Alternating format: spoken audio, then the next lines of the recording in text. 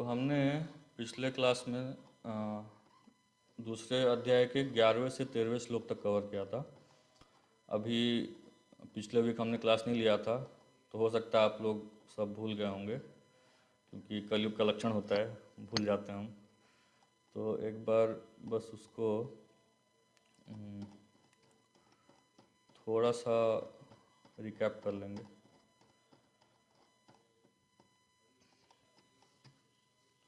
तो जैसा कि पिछले बार मैं बता रहा था कि जो दूसरा अध्याय है, इसको श्रील प्रभुपाद जी ने नाम दिया है भगवद गीता का सार। तो यह भगवद गीता का एक समरी है। जैसा एक कोई अच्छा टीचर होता है, तो कोई विषय वस्तु पढ़ाने से पहले उसका समरी देता है कि वो क्या पढ़ाने वाला है। वो इस तरीके से बताएगा ताकि जो सामने वाला स्टूडेंट है उसके मन में क्वेश्चंस आएंगे। तो क्वेश्चंस पूछेगा, प्रश्न पूछेगा वो, और प्रश्नों का उत्तर प्रश्नोत्तर होगा। तो वैसे ही भगवान भी यहाँ पे एक सूत्र के रूप में भगवद गीता बता रहे हैं सेकंड चैप्टर में। उसके बाद अर्जुन अलग अलग प्रश्न पूछेंगे उन्हीं सूत्रों के ऊपर, और फिर भगवान उन सबका उत्तर देंगे, और फिर अंत में भगवान 18 चैप्टर में इनका कंक्लूजन देते हैं। तो 18 चैप्टर को कंक्लूजन बोला गया है, निष्कर्ष। तो यहाँ पे जो अर्जुन का जो सबसे पहला जो डाउट था कि उनको दया आ रही थी, अपने परिवारजनों, अपने मित्रगणों के ऊपर दया आ रही थी, तो उसका खंडन यहाँ भगवान करते हैं। ये 11वें से 30वें श्लोक तक भगवान आत्मा का ज्ञान दे रहे हैं। आत्मा, शरीर, इन दोनों में क्या अंतर है, जीवात्मा का ज्ञान, आत्मा क्या होता है, आत्मा शाश्वत है, देह शाश्वत नहीं है, इसके बारे में भगवान बहुत ही विस्तार से ज्ञान देते हैं, बहुत अच्छे से ज्ञान देते हैं। तो ये जो है, ये जो कुछ श्लोक हैं, ये भगवद गीता का फाउंडेशन है। इनको समझना बहुत आवश्यक है।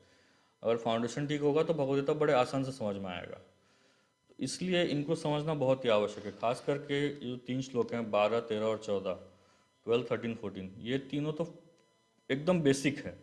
इसके ऊपर ही भगवद गीता खड़ा है। इसको लेकर के अगर चल रहा है व्यक्ति, मगर मतलब भगवद गीता वो आसानी से समझ जाएगा। लेकिन प्रॉब्लम क्या है, लास्ट टाइम मैं बता रहा था कि जो बाकी और बाहर जो ऑर्गेनाइजेशंस होते हैं जो गीता पढ़ाते हैं, या फिर अलग अलग टिप्पणियाँ होती हैं, वो ये आत्मा का ज्ञान के बारे में नहीं बताते हैं, कुछ अलग ही ज्ञान देते हैं। तो सबसे बेसिक है, जो फाउंडेशन है, उसके बारे में कोई कुछ बताता नहीं है। तो भगवान यहाँ पे अर्जुन का फाउंडेशन क्लियर कर रहे हैं। तो भगवान सबसे पहले बोलते हैं, श्री भगवान उवाच असोचान अन्वसोचस्तम प्रज्ञावादांश भाषसे। अर्जुन, तुम एक प्रज्ञावादांश मतलब एक पढ़े लिखे व्यक्ति की तरह बात कर रहे हो। गतासुन अगतासुंश्च नानु सोचंती पंडिता। भगवान बोल रहे हैं कि तुम पांडित्यपूर्ण वचन कहते हुए उनके लिए शोक कर रहे हो जो शोक करने योग्य नहीं है। जो विद्वान होते हैं वे ना तो जीवित के लिए ना ही मृत के लिए शोक करते हैं। फिर भगवान बोलते हैं, फिर भगवान यहाँ पे देखिए 12वां श्लोक, ये बहुत इंपॉर्टेंट है। भगवान यहाँ पे आत्मा के बारे में ज्ञान दे रहे हैं। भगवान बोल रहे हैं, न त्वम न ते वाहम जातु नाशम न त्वम नेमे जनाधिपा न चैव न भविष्याम सर्वे वयम अतः परम। भगवान क्या बता रहे हैं कि ऐसा कभी नहीं हुआ कि मैं ना रहा हूँ या तुम ना रहे हो, अथवा ये समस्त राजा ना रहे हो, और ना ऐसा है कि भविष्य में हम लोग नहीं रहेंगे। तो भगवान हमें बता रहे हैं कि जीवात्मा और परमात्मा वो हमेशा अलग अलग रहते हैं, उनका व्यक्तित्व कभी मिल नहीं जाता है। अब तात्पर्य में देखेंगे तो श्रील प्रभुपाद जी बता रहे हैं, श्रील प्रभुपाद जी बहुत स्ट्रेस करके बता रहे हैं कि एक आत्मा का व्यक्तित्व कभी लॉस नहीं होता है, उसकी जो इंडिविजुअलिटी है वो कभी लॉस नहीं होती है। आत्मा मुक्त हो जाता है, इसका अर्थ ये नहीं है कि वो जाकर के परमात्मा से विलीन हो गया है। तो अपना इंडिविजुअलिटी कभी नहीं खोता है। तो ये श्लोक में और अगले श्लोक में प्रभुपाद जी आप देखेंगे ये इंडिविजुअलिटी के ऊपर बहुत बोलेंगे प्रभुपाद जी, व्यक्तित्व के ऊपर, और मायावाद का खंडन करेंगे। मायावाद मतलब जो माया को लेकर के अपना फिलोसॉफी बोलते हैं, बोलते हैं कि सब माया है, जीवात्मा भी माया है, हम अभी जो हम देख रहे हो सब माया है, एक बार जब हम शरीर छोड़ देंगे तो हम माया से मुक्त हो जाएंगे। तो माया को लेकर के वो लोग चल रहे हैं, इसलिए उनको मायावादी कहा जा रहा है। तो उनका भी खंडन प्रभुपाद जी करते हैं इन 2 श्लोकों में। खास करके इस श्लोक में भगवान बता रहे हैं, अब देखिए, ऐसा कभी नहीं हुआ कि मैं ना रहा हूँ या तुम ना रहे हो या फिर ये राजाएं ना रहे हो। तो भगवान बोल रहे हैं कि जो आत्मा है वो नित्य है। आत्मा का कभी परिवर्तन नहीं होता है। देखिए ये 3 श्लोक बहुत इंपॉर्टेंट है, 12, 13, 14। तो 12 में भगवान बोल रहे हैं कि आत्मा नित्य है। इसके बाद 13 में भगवान क्या बोलेंगे? 13वें श्लोक में भगवान बोल रहे हैं, देहिनोस्मिन यथा देहे कौमारम यौवनम जरा तथा देहांतर प्राप्तिर धीरस तत्र न मुह्यति। भगवान बता रहे हैं कि जिस प्रकार शरीरधारी आत्मा इस वर्तमान शरीर में बाल्यावस्था से तरुण अवस्था में और फिर वृद्धावस्था में निरंतर अग्रसर होता रहता है, उसी प्रकार मृत्यु होने पर आत्मा दूसरे शरीर में चला जाता है। धीर व्यक्ति ऐसे परिवर्तन से मोह को प्राप्त नहीं होता। तो यहाँ भगवान बता रहे हैं शरीर के बारे में, इस देह के बारे में बता रहे हैं। तो पहले भगवान, इससे पहले श्लोक में भगवान ने बताया आत्मा के बारे में, और इस श्लोक में भगवान शरीर के बारे में बता रहे हैं, देह के बारे में बता रहे हैं। तो पिछले श्लोक में बोला कि जो आत्मा है वो नित्य है, और इस श्लोक में भगवान बता रहे हैं कि जो शरीर है वो क्या है, वो परिवर्तनशील है, वो हमेशा चेंज होते रहता है, और आत्मा चेंज नहीं होता है। तो ये दो चीज़ आप देखिए, एक आत्मा है और एक शरीर है, देह है। तो आत्मा हमेशा नित्य है और चेंज नहीं हो रहा है, और जो शरीर है वो अनित्य है और हमेशा चेंज होते रहता है। ये दो चीज़ को ध्यान रखिए। और फिर इसके बाद हम आज का श्लोक, आज से जो स्टार्ट करना है हमको, उसको पढ़ेंगे। भगवान 14 श्लोक में बोलते हैं, मात्र स्पर्शास्तु कौन्तेय शीतोष्ण सुख दुखदा आगमा अपायनो अनित्यस ताम स्थितिक्षस्व भारत। भगवान बोल रहे हैं कि हे कुंती पुत्र, सुख तथा दुख का क्षणिक उदय तथा काल क्रम में उनका अंतर्धान होना सर्दी तथा गर्मी की ऋतुओं के आने जाने के समान है।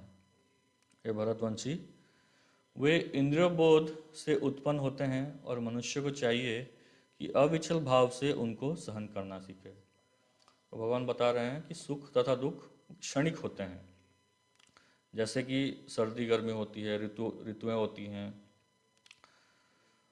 तो ये जो है, ये हमारे इंद्रिय जब संपर्क में आते हैं इंद्रिय वस्तु से, तो उनके संपर्क में आने से ये सब हमें अनुभव होता है। कुछ हमको सुख लगता है, कुछ हमको दुख लगता है। तो ऐसा जो है, भगवान बोल रहे हैं कि मनुष्य को चाहिए कि अविचल भाव से उनको सहन करना सीखे। तो भगवान यहाँ पे तीसरा चीज बता रहे हैं। भगवान बता रहे हैं, सबसे पहले भगवान ने बताया आत्मा के बारे में, जीवात्मा के बारे में। दूसरा भगवान देह के बारे में बताए, और तीसरा भगवान इस संसार के बारे में बता रहे हैं। भगवान बता रहे हैं कि ये जो संसार है, इसमें हमेशा सुख और दुख रहने वाला है, सुख और दुख हमेशा रहने वाला है। तो भगवान बोल रहे हैं इन सुख और दुख को साथ में लेकर के उससे अविचल जो रहेगा वो व्यक्ति धीर है। तो भगवान यहाँ पे ये तीन चीज़ों के बारे में बोल रहे हैं। देखिए, एक जीवात्मा है, एक देह है, और तीसरा हो गया ये संसार। तो जीवात्मा जो नित्य है, देह जो है वो अनित्य है, परिवर्तनशील है, और ये संसार जो द्वंद्वों से भरा हुआ है। तो इसी के ऊपर पूरा भगवत गीता टिका हुआ है कि कैसे जीवात्मा ये सबको, ज्ञान को एक साथ मिला करके इस संसार में कैसे उसको आगे बढ़ना है, उसके बारे में भगवान पूरे भगवत गीता में इसी के बारे में ही चर्चा करेंगे। तो देखिए, ये जो श्लोक है मात्रा स्पर्श श्लोक मंत्र, ये खास करके भक्तों के लिए बहुत ही महत्वपूर्ण है। कई बार क्या होता है, हमारे जीवन में भी कई अलग अलग प्रकार के सुख आते हैं, अलग अलग प्रकार के दुख आते हैं। तो कई बार क्या होता है, हम दुखों में विचलित हो जाते हैं, बहुत ज़्यादा विचलित हो जाते हैं। और जब सुख आता है, तो सुख आने से हम बहुत ज़्यादा खुश हो जाते हैं, और उस खुशी के कारण हम भगवान को भूल जाते हैं। देखिए, दोनों चीज़ है। एक व्यक्ति बहुत ज़्यादा दुखी होता है, तो हो सकता है वो भगवान को याद करे, हो सकता है वो भगवान को भूल भी जाए। और जब सुखी होता है, तो तब भी भगवान को याद कर सकता है या भगवान को भूल सकता है। तो दोनों चीज़ में दोनों चीज़ पॉसिबल है। तो एक भक्त जो होता है, भक्त दुख में भी भगवान को याद करता है और सुख में भी भगवान को याद करता है। ऐसा नहीं कि दुख आ गया तभी भगवान के पास गए हम, तभी हम जा रहे हैं भगवान के पास बोलने कि हमारे जीवन में ऐसा कष्ट क्यों आ रहा है, और बाकी टाइम हम भगवान को भूल गए हैं। जब सुख आ रहा है तो हम सुख में इतने मजे हुए हैं कि भगवान को ही भूल गए हैं। इतने मतलब इतना जीवन में सब सुख आ रहा है तो हम भगवान के मंदिर में आना भूल जाते हैं, भगवान के शरण लेना भूल जाते हैं। तो श्रीमद् भागवतम में कुंती महारानी की कथा आती है। कुंती महारानी जो पांडवों की माता है, वो बोलती हैं कि हे भगवान, आप मेरे जीवन में हमेशा कष्ट डालते रहिए, क्योंकि आप अगर मेरे जीवन में कष्ट डालेंगे तो मैं आपको याद करते रहूँगी। ऐसा नहीं है कि पांडव अगर सुखी थे, पांडव जब सुखी हो गए तो वो भगवान को भूल गए, ऐसा नहीं है। लेकिन फिर भी कुंती महारानी एक एग्जाम्पल, उदाहरण दिखा रही हैं कि भगवान को हम तभी याद करते हैं जनरली जब हम दुखी होते हैं। सुख में कोई याद नहीं करता है। कबीर जी भी बोले हैं ना कि सुख में सुमिरन सब करे, दुख में करे ना कोई। सुख में सुमिरन जो करे, दुख काहे को होई। तो सुख में कोई भगवान को याद नहीं करता है। दुख में हम इतने मच जाते हैं, दुख में हम भगवान को पूछते हैं, भगवान को याद करते हैं। जब सुख आता है उसी समय हम भगवान को भूल जाते हैं। तो ऐसे सुख और दुख के समय में जो भक्त होता है वो अविचल रहता है। तो हम बोल सकते हैं कि चलो ठीक है, दुख को तो टॉलरेट कर भी सकते हैं, लेकिन सुख को टॉलरेट करने का क्या मतलब होता है? सुख को कैसे टॉलरेट कर सकते हैं? व्यक्ति पूछ सकते हैं ना, सुख को टॉलरेट करने का मतलब क्या होता है? आप बोल रहे हैं सुख और दुख दोनों में एक एक जैसा रहता है। तो इसका अर्थ ये है कि व्यक्ति उससे विचलित नहीं हो रहा है, बहुत ज़्यादा सुखी नहीं हो जा रहा है। देखिए यहाँ एक वर्ड दिया गया है, क्षणिक उदय। एक जो धीर व्यक्ति होता है उसको पता रहता है कि दुख आया है तो दुख चला जाएगा, और सुख आया है तो सुख भी चला जाएगा। हर चीज़ क्षणिक है। ये चीज़ को जो याद करके चलता रहता है उस व्यक्ति को धीर पुरुष कहा जाता है। तो एक बार देखते हैं प्रभुपाद जी क्या बोलते हैं। प्रभुपाद जी बोल रहे हैं, कर्तव्य निर्वाह करते हुए मनुष्य को सुख तथा दुख के क्षणिक आने जाने को सहन करने का अभ्यास करना चाहिए। वैदिक आदेश अनुसार मनुष्य को माघ के मास में भी प्रातःकाल स्नान करना चाहिए। उस समय अत्यधिक ठंड पड़ती है, किंतु जो धार्मिक नियमों का पालन करने वाला है वह स्नान करने में तनिक भी झिझकता नहीं। इसी प्रकार एक गृहिणी भीषण से भीषण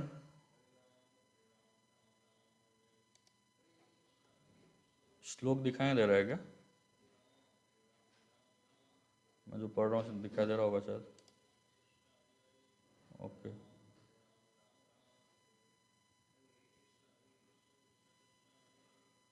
मैं तो अभी गीता का परपट शेयर किया है। संगीता मंडल माता जी बोल रहे हैं कि 29 श्लोक दिख रहा है। आप लोग को ये पेज दिख रहा है ना, परपट दिख रहा है ना आप लोगों को? नहीं दिख रहा बाबू जी। परपट नहीं दिख रहा है? नो नो प्रभु जी, नो। 30 नंबर का दिख रहा है, 29 30 श्लोक का। एक सेकंड, एक सेकंड।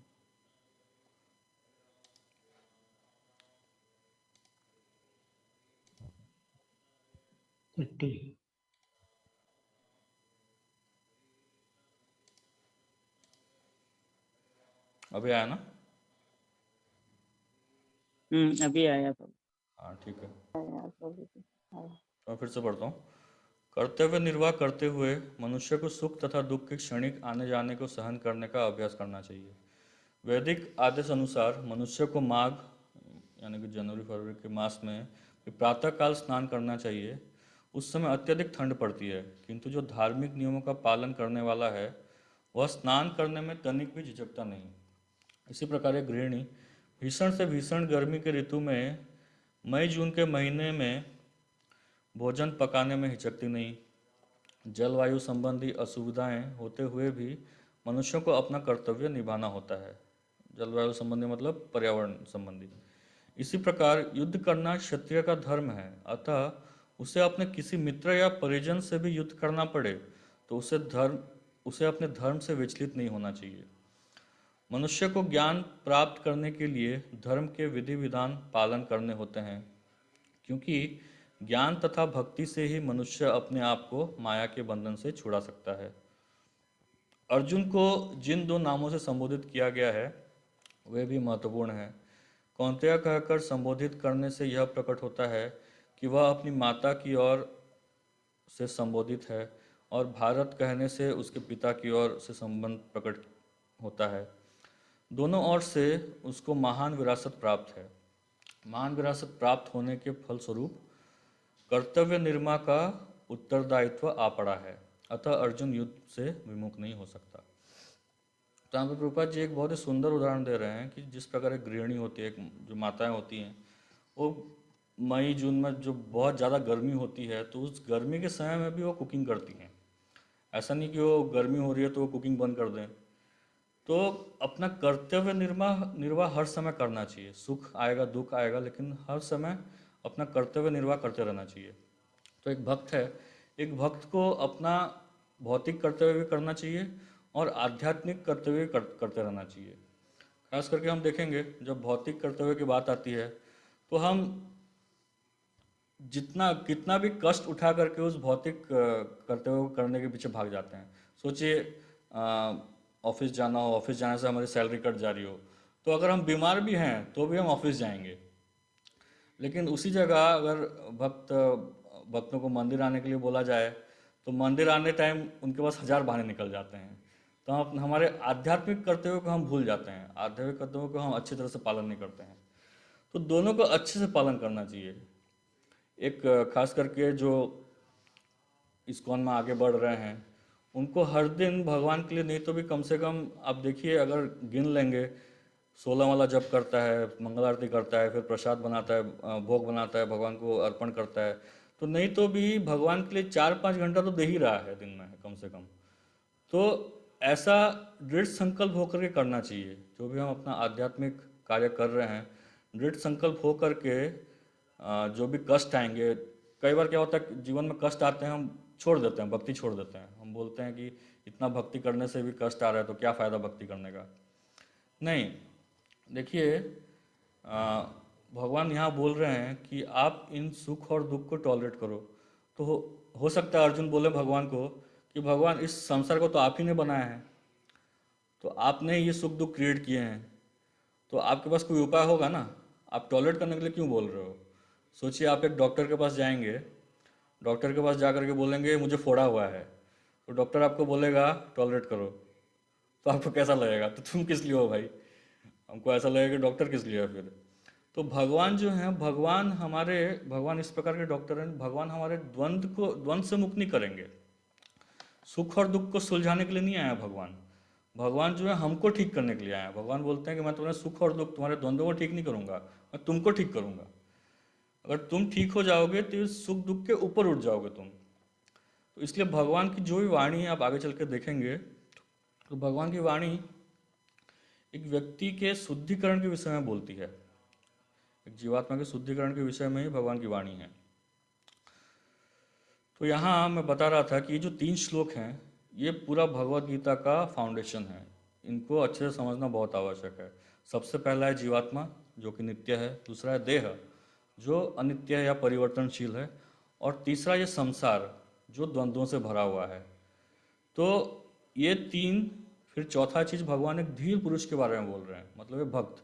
एक भक्त कैसे इन 3 चीज़ों के बारे में जान करके इस संसार में रहता है, उसके बारे में भगवान बता रहे हैं। तो पिछले श्लोक में भगवान ने धीर के बारे में बोला था, और इस श्लोक में भगवान धीर के बारे में बोल रहे हैं। तो भगवान विधि और निषेध बता रहे हैं।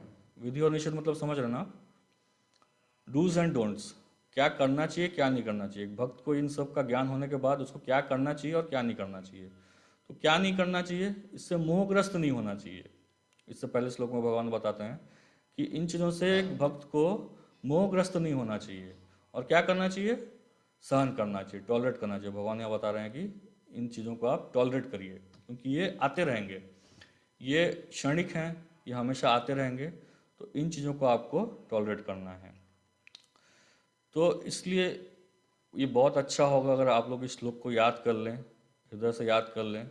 ये हमें बहुत जगह काम आता है। हमको मात्रा स्पर्शस्तु कौन्तेय शीतोष्ण सुख दुखदा आगम अपायनो नित्यस ताम स्थितिक्षस्व भारत। भगवान बोल रहे हैं कि इंद्रियों के संपर्क से हमें जो भी सुख और दुख मिलता है वो शीत और उष्ण, मतलब गर्मी और ठंड के समान है। तो ये आएंगे और जाएंगे, इससे हमें विचलित नहीं होना है। ताम स्थितिक्षस्व भारत, टॉलरेट। ठीक है, तो हम आगे बढ़ते हैं। इसमें कोई अगर किसी का कुछ प्रश्न है तो पूछ सकते हैं, नहीं तो हम आगे बढ़ते हैं। हरे कृष्ण प्रभु जी।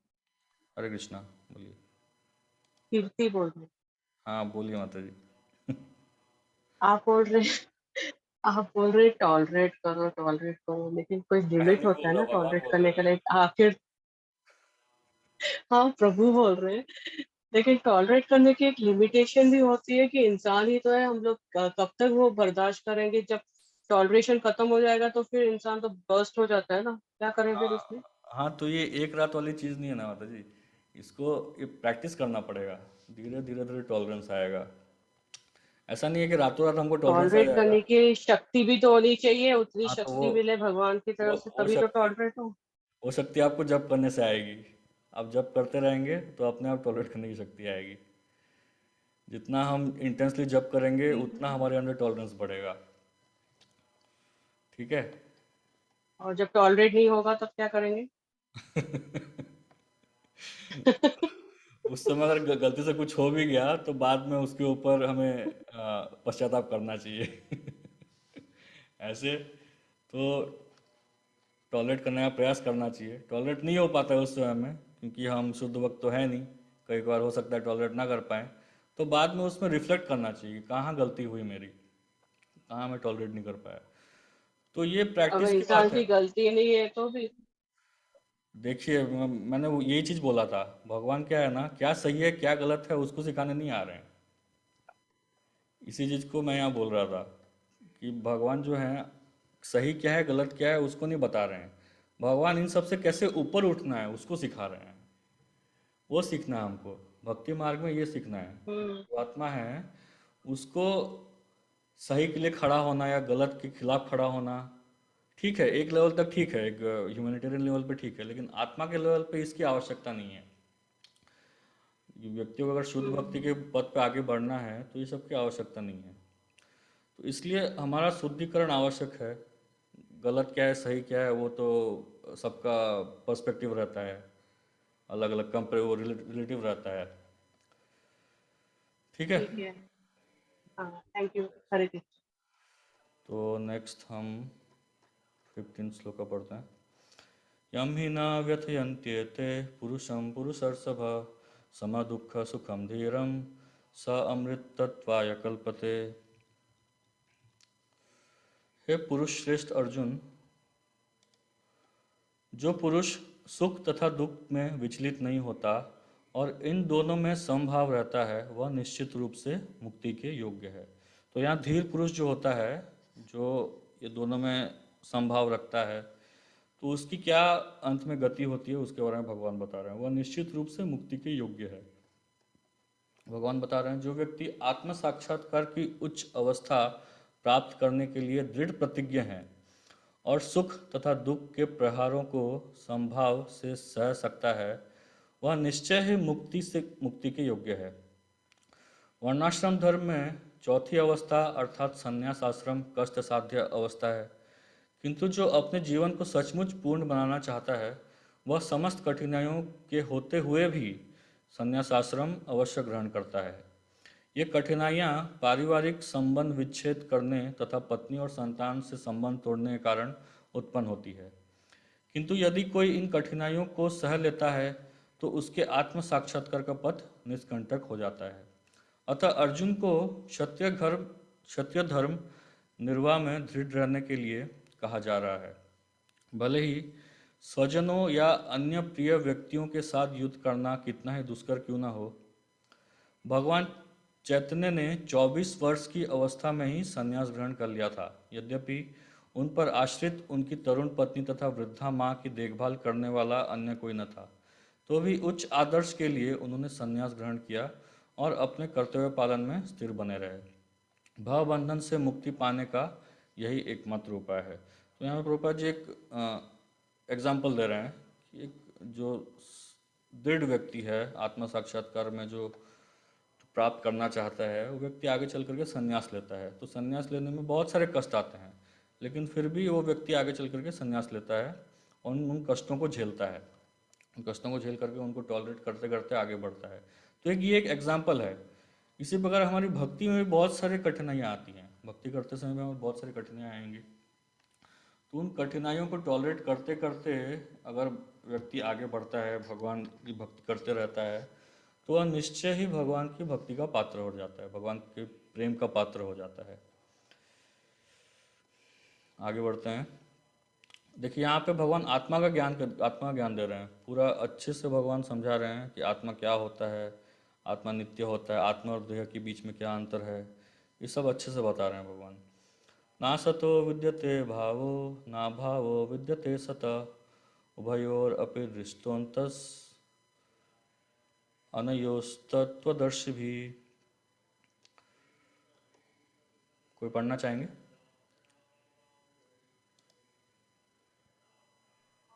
हाँ जी प्रभु जी। हरे कृष्णा। कौन है? हरे कृष्णा प्रभु जी, मैं पढ़ूंगा। हाँ पढ़ो। तत्वदर्शियों ने यह निष्कर्ष निकाला है कि अष्ट भौतिक शरीर का तो कोई चिस्थायव नहीं है, किंतु सत आत्मा अपरिवर्तित रहता है। उन्होंने इन दोनों की प्रकृति के अध्ययन द्वारा यह निष्कर्ष निकाला है, परिवर्तनशील शरीर का कोई स्थायित्व नहीं है। आधुनिक चिकित्सा विज्ञान ने भी यह स्वीकार किया है कि विभिन्न कोशिकाओं की क्रिया प्रतिक्रिया द्वारा शरीर प्रतिक्षण बदलता रहता है। इस तरह शरीर में वृद्धि तथा वृद्ध अवस्था आती रहती है, किंतु शरीर तथा मन में निरंतर परिवर्तन होने पर भी आत्मा स्थायी रहती है। यही पदार्थ तथा आत्मा का अंतर है। स्वभावत शरीर नित्य परिवर्तनशील है और आत्मा शाश्वत है। तत्वदर्शियों ने, चाहे वे निर्विशेषवादी हो या सगुणवादी, इस निष्कर्ष की स्थापना की है। विष्णु पुराण में 2.12.38 कहा गया है कि विष्णु तथा उनके धाम स्वयं प्रकाश से प्रकाशित है। ज्योतिषी विष्णु भुवनानि विष्णु सत्य तथा असत्य शब्द आत्मा तथा भौतिक पदार्थ के ही द्योतक है। सभी तत्वदर्शियों की यह स्थापना है। यही से भगवान द्वारा अज्ञान से मोहग्रस्त जीवों को उपदेश देने का शुभ आरंभ होता है। अज्ञान को हटाने के लिए आराधक और आराध्य के बीच पूर्ण शाश्वत संबंध स्थापित करना होता है और फिर अंश रूप जीवों तथा श्री भगवान के अंतर को समझना होता है। कोई भी व्यक्ति आत्मा के अध्ययन द्वारा परमेश्वर के स्वभाव को समझ सकता है।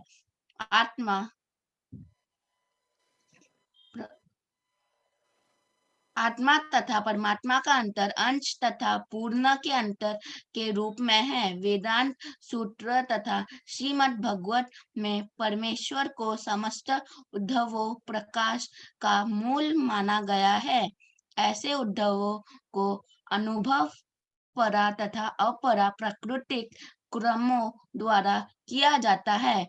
जीव का संबंध पूरा परा प्रकृति से है, जैसे कि 7वें अध्याय में स्पष्ट होगा। यद्यपि शक्ति तथा शक्तिमान में कोई अंतर नहीं है।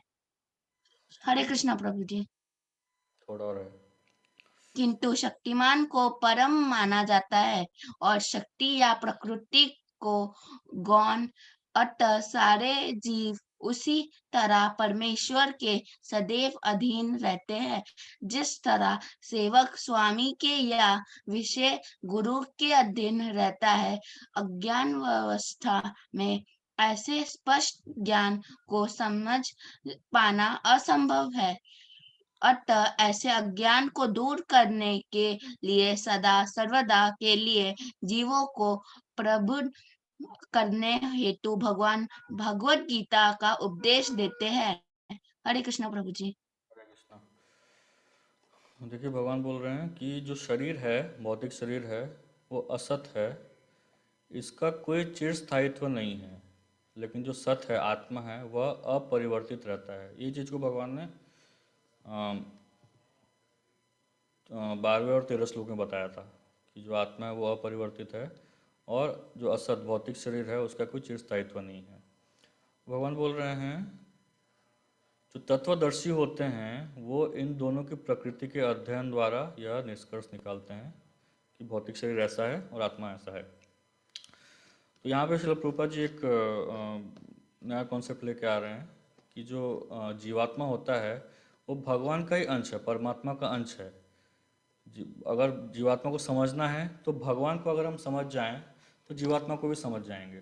जैसे एक समुद्र होता है, समंदर में पूरे समंदर को अगर समझना है, पूरे समंदर को अगर आप समझ जाएं तो एक छोटे से ड्रॉप को भी समझ सकते हैं।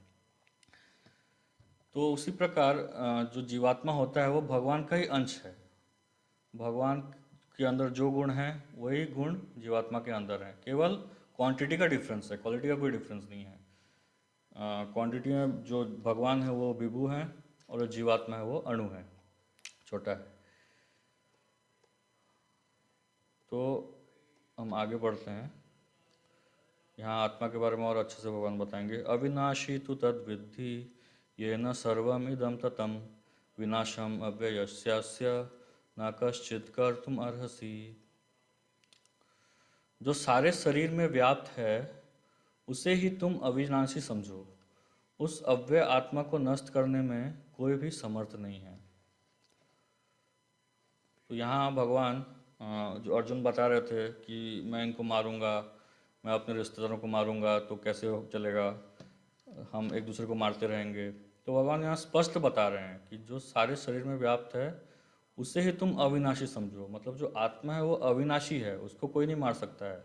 उस अव्यय आत्मा को नष्ट करने में कोई भी समर्थ नहीं है। तो कोई तात्पर्य पढ़ना चाहेंगे? हरे कृष्णा प्रभु जी। हरे कृष्णा, पढ़िए। तात्पर्य। इस श्लोक में संपूर्ण शरीर में व्याप्त आत्मा की प्रकृति का अधिक स्पष्ट वर्णन हुआ है। सभी लोग समझते हैं कि जो सारे शरीर में व्याप्त है वह चेतना है। प्रत्येक व्यक्ति को शरीर में किसी अंश या पूरे भाग में सुख दुख का अनुभव होता है, किंतु चेतना की यह व्याप्ति किसी के शरीर तक ही सीमित रहती है। एक शरीर के सुख तथा दुख का बोध दूसरे शरीर को नहीं हो पाता।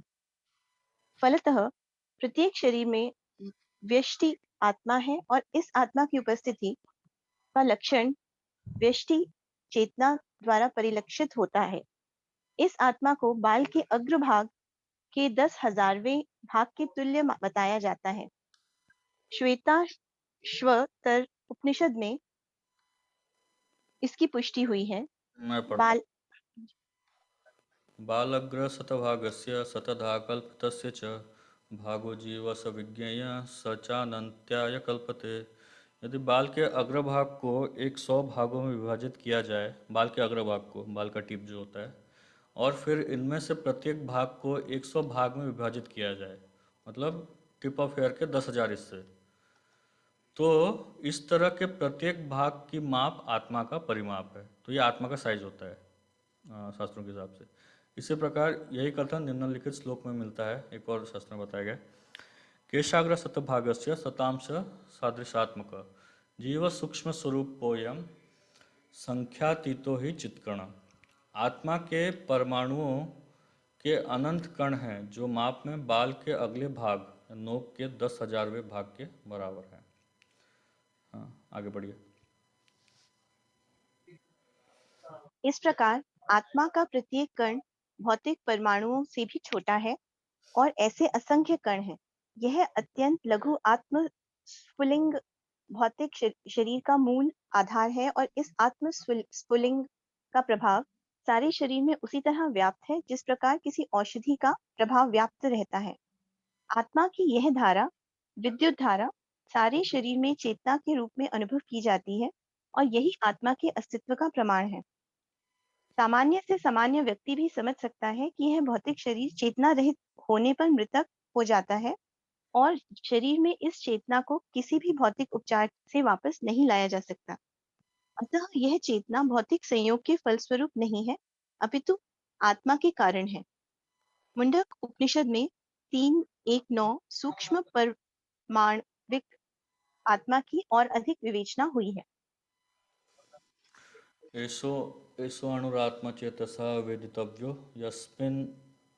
यस्मिन् प्राण पंचधा संविवेश प्राणैश्चित्तः सर्वमोतं प्रजानां यस्मिन् विशुद्धे विभत्येष आत्मा। पढ़ी। हरे कृष्णा पढ़ो। हम्म। आत्मा का आकार में अणु तुल्य है, जिसे पूर्ण बुद्धि के द्वारा जाना जा सकता है। यह अणु आत्मा 5 प्रकार के है। प्राणों में तैर रहा है। प्राण, अमान, व्यान, समान तथा उदान।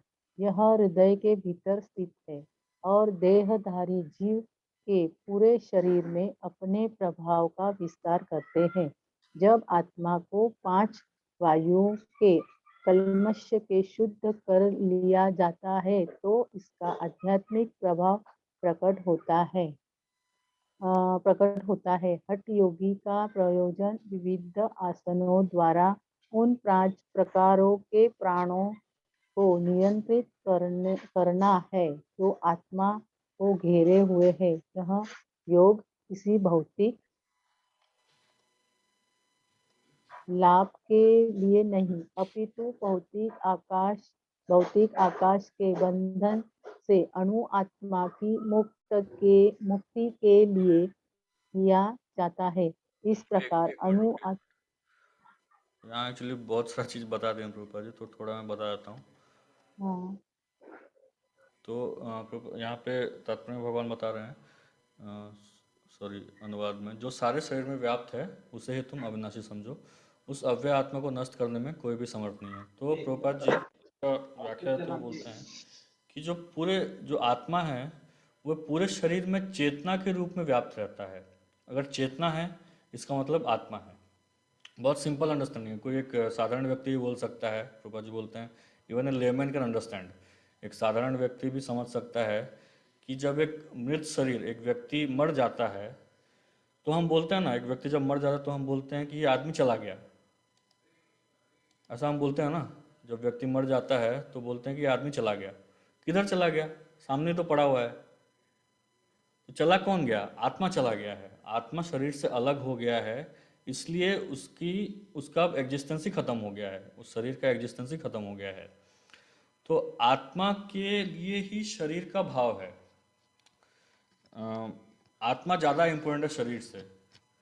तो क्या हम लोग क्या करते हैं, जनरली आत्मा को ध्यान नहीं देते हैं, शरीर को ही ध्यान देते रहते हैं। जैसे आप देखेंगे कि जो घर का मालिक होता है और घर होता है, आज के समय में किसकी ज़्यादा वैल्यू है?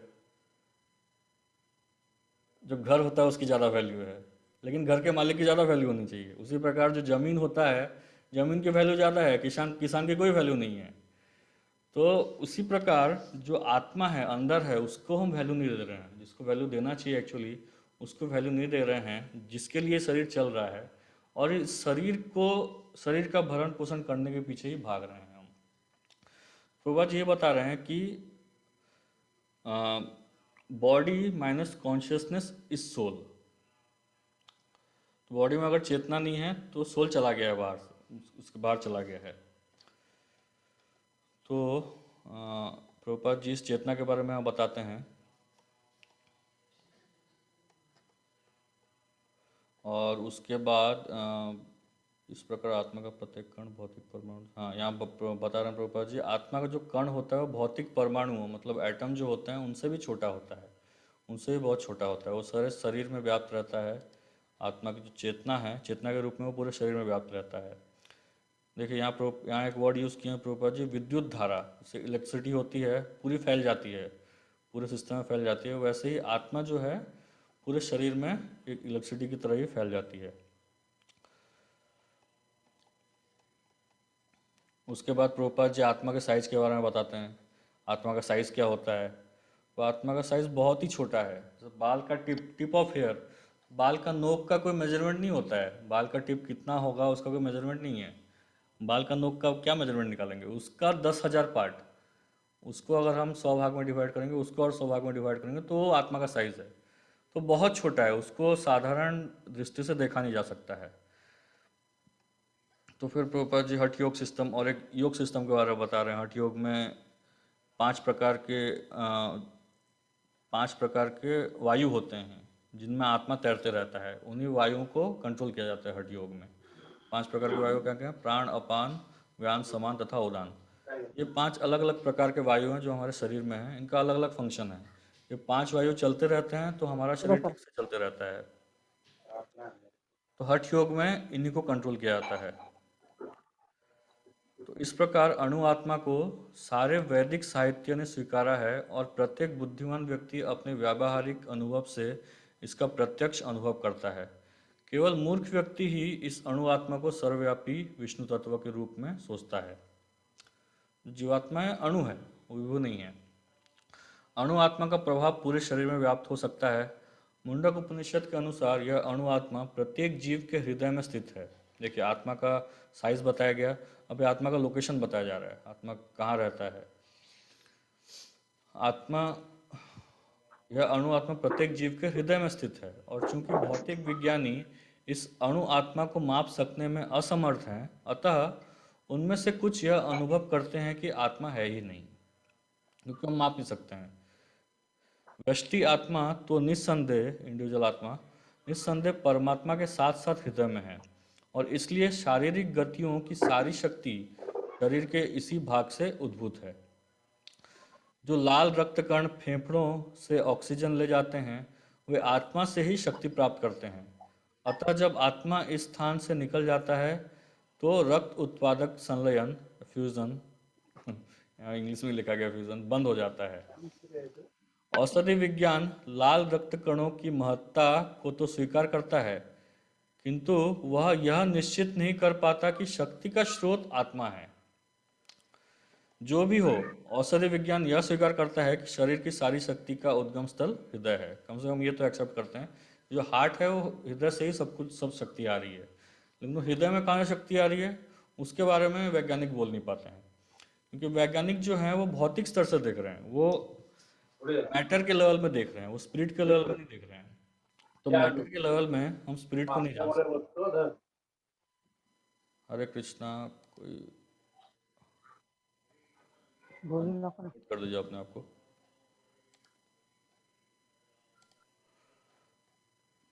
तो आत्मा, मैं क्या बोल रहा था, तो जो हम मैटर के लेवल में स्पिरिट को समझ नहीं सकते हैं।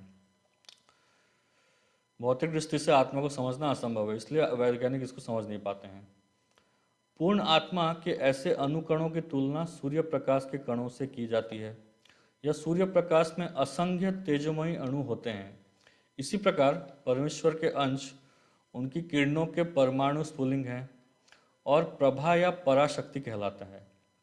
अतः चाहे कोई वैदिक ज्ञान का अनुगामी हो या आधुनिक विज्ञान का, वह शरीर में आत्मा के अस्तित्व को नकार नहीं सकता। भगवान ने स्वयं भगवद गीता में आत्मा के इस विज्ञान का विशद वर्णन किया है, जैसे यहाँ भगवान कर रहे हैं। तो आत्मा जो सर्वव्यापी, इस देह में सर्वव्यापी है, चेतना के रूप में आत्मा प्रेजेंट रहती है। तो यहाँ किसी का कुछ प्रश्न है?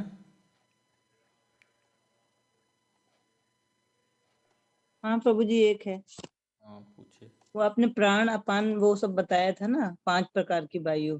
हाँ, तो उसमें है जब आत्मा को 5 वायुओं के कलमश से शुद्ध कर लिया जाता है, तो ये चीज में नहीं, ये लाइन समझ में नहीं आई। जब आत्मा को 5 वायुओं के कलमश से शुद्ध कर लिया जाता है, ये जो 5 तरह के वायु है ना, इनको 5 तरह के भौतिक वायु बोले जाते हैं, मटेरियल एयर बोले जाते हैं। इनके ऊपर ही जो आत्मा है वो फ्लोट करते रहता है, उनके ऊपर तैरता रहता है आत्मा, और उसी से पूरे शरीर को प्रवाह करता है। तो इन वायु के कलमश से मुक्त होना मतलब जो हठ योग है, खास करके हठ योग में ये पद्धति आती है। तो हठ योग में उन वायु के ऊपर निकल जाता है आत्मा, जो है उन वायु से मुक्त हो जाता है, वायु के बाहर बाहर निकल जाता है। कहाँ पे वो दिया गया लाइन?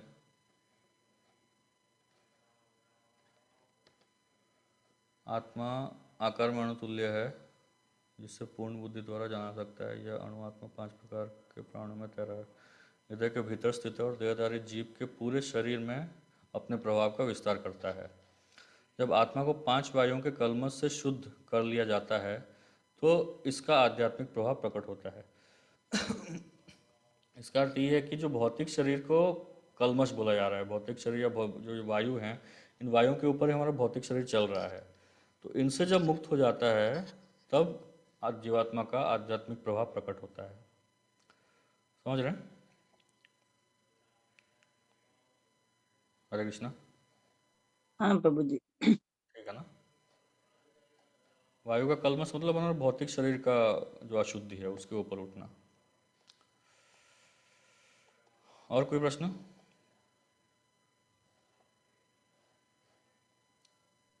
और तो कुछ नहीं। ठीक है, हम आगे बढ़ते हैं। अंतवंत इमे देह नित्य सुप्त शरीरिणा अनासीनो अपमेयस्य तस्माद्युध्यस्व भारत। अविनाशी, अप्रमेय तथा शाश्वत जीव के भौतिक शरीर का अंत अवश्यंभावी है, अतः हे भरतवंशी युद्ध करो। तो यहाँ देखिए भगवान वही चीज़ बता रहे हैं, उसी चीज़ को अच्छे से एक्सप्लेन कर रहे हैं कि जो आत्मा है वो अविनाशी है, अप्रमेय है, शाश्वत है, लेकिन जो भौतिक शरीर है वो नष्ट होने वाला है। भौतिक शरीर का अंत अवश्यंभावी है। तो तात्पर्य में प्रभुपाद जी बोलते हैं भौतिक शरीर स्वभाव से नाशवान है, यह तत्क्षण नष्ट हो सकता है और 100 वर्ष बाद भी, अभी भी नष्ट हो सकता है, 100 वर्ष के बाद भी नष्ट हो सकता है। यह केवल समय की बात है, इसे अनंत काल तक बनाए रखने की कोई संभावना नहीं है।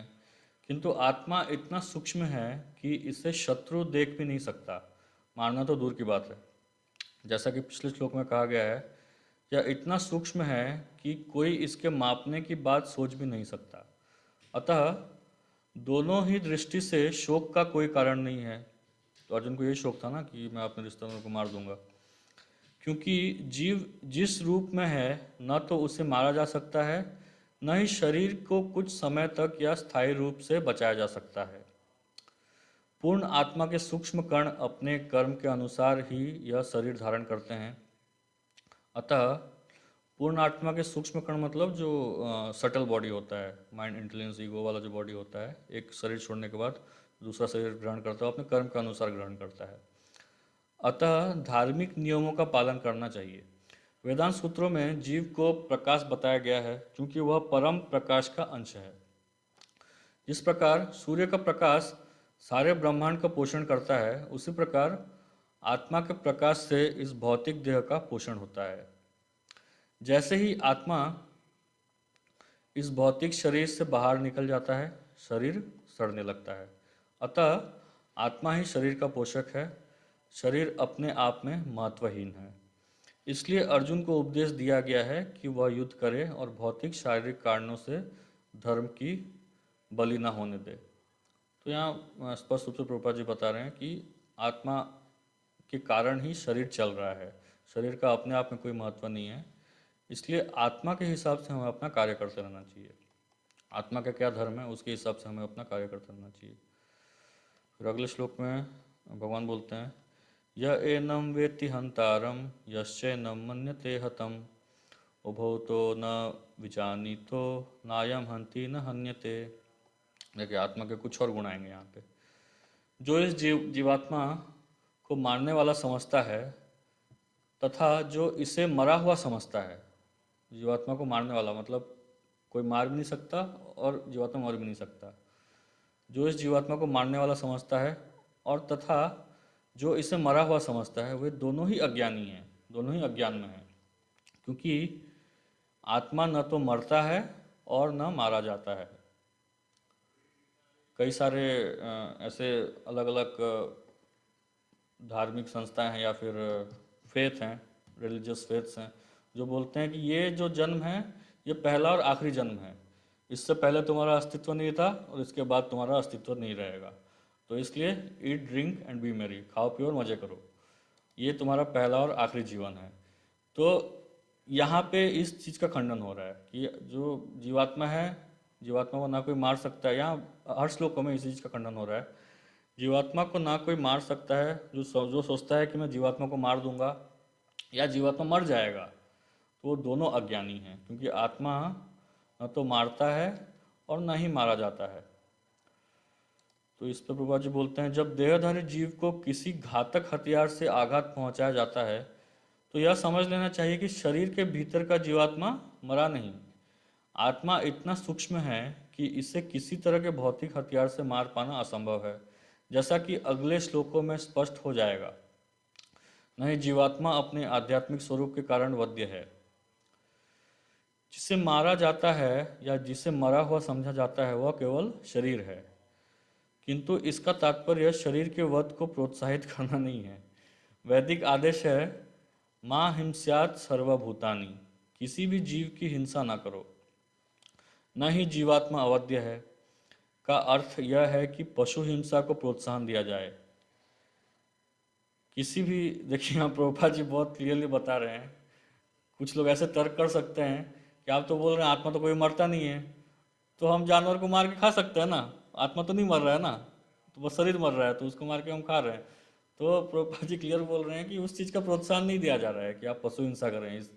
इस फिलोसॉफी को लेकर के किसी भी जीव के शरीर की अनधिकार हत्या करना निंदनीय है और राज्य तथा भगवत विधान के द्वारा दंडनीय है। देखिए दोनों जगह है, राज्य तथा भगवत विधान। आजकल तो राज्य तो द्वारा दंडनीय नहीं है, आजकल तो अभी अब अगर देखा जाए तो राज्य ही ये सब का परमिशन देता है, राक्षसी राज्य बनता जा रहा है आजकल। तो पहले के समय में ऐसा होता था, राज्य और भगवत विधान के द्वारा ये दोनों दंडनीय हैं।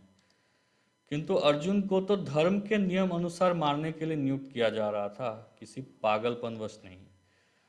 तो यहाँ प्रभुपाद जी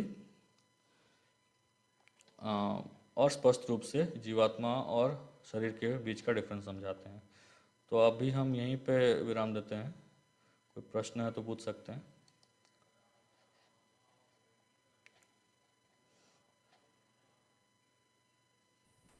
हरे कृष्णा प्रभु जी।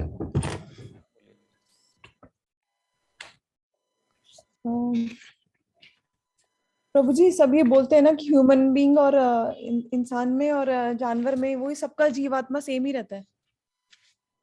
जीवात्मा और तो वही है ना, अपने कर्म के हिसाब से उसको मनुष्य शरीर मिल रहा है या पशु का शरीर मिल रहा है, जीवात्मा तो सेम ही तो है। हम लोग ये दोनों का सिमिलैरिटी ये देखते हैं कि वही eating, sleeping, mating and defending, मतलब 4 प्रकार के दोनों का ही है जो दोनों कार्य करते हैं। करेक्ट।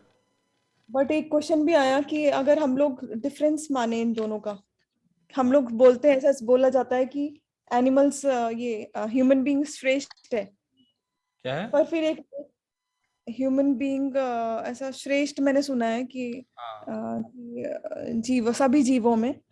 बट फिर मेरे को एक बच्चों ने कहानी की बुक भी दिखाई, एनिमल्स इन कृष्णा कॉन्शियसनेस। हाँ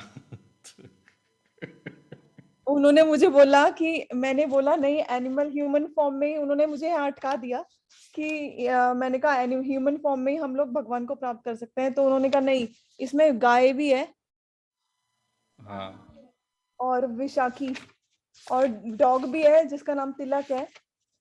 अच्छा। और हाँ, तो उन्होंने बोला ऐसा, ये एक स्कैम्प करके एक डॉगी है, इंद्रजम्ना स्वामी जी के पास है। ये कैसा है ना, हम लोग ना जब जब कुछ पढ़ाया जाता है तो जनरल केसेस के बारे में पढ़ाया जाता है, एक्सेप्शंस के बारे में नहीं पढ़ाया जाता है। तो हर जगह कुछ ना कुछ एक्सेप्शंस होते ही हैं। कोई ऐसे श्री चैतन्य महाप्रभु के टाइम में भी ऐसा एक कुत्ता था जो भक्तों के साथ जाते रहता था, भक्तों के साथ कीर्तन में जाते रहता था, और अंत में महाप्रभु ने उसके कान में हरे कृष्ण महामंत्र बोल दिया तो वो चतुर्भुज लेकर के भगवतधाम चला गया।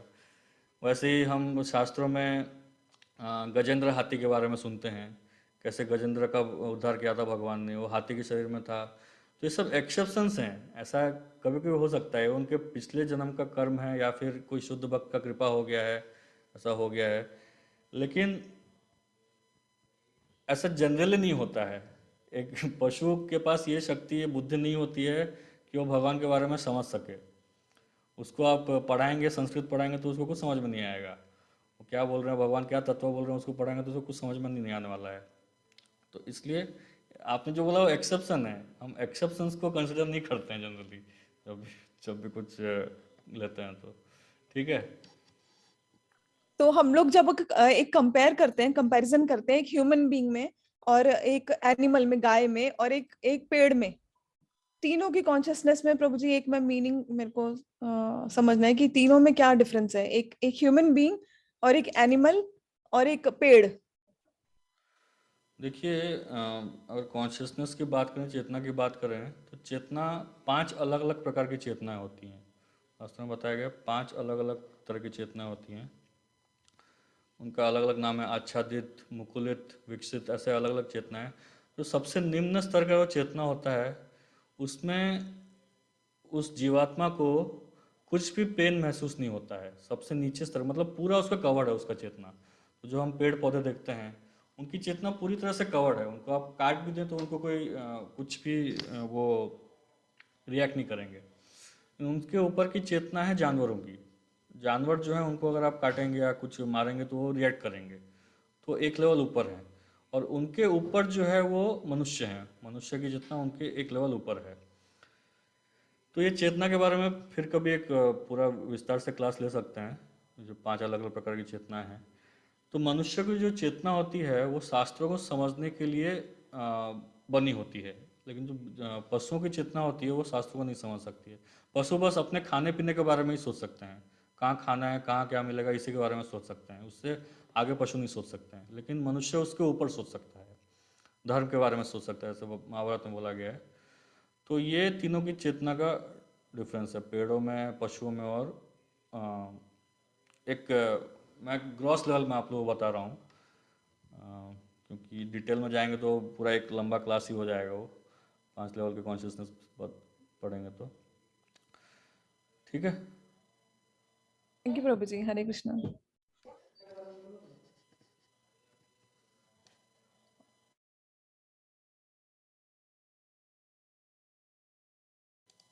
हरे कृष्णा। आप लोगों के लिए एक गुड न्यूज़ है।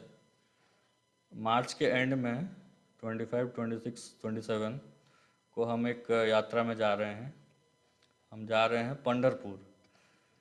तो आप सबके लिए ये न्यूज़ है, इसका डिटेल्स हम ग्रुप में छोड़ेंगे। तो आप लोग अपना डेट फिक्स करिए, उस टाइम में आप सबको आना है। और कुछ बोलना चाहेंगे पंचोदय गुरु? जी पंढरपुर कब जा रहे हैं? 25, 26, 27 25, 26 मार्च। ये मार्च मार्च मार्च हाँ, टाइम है आपके पास?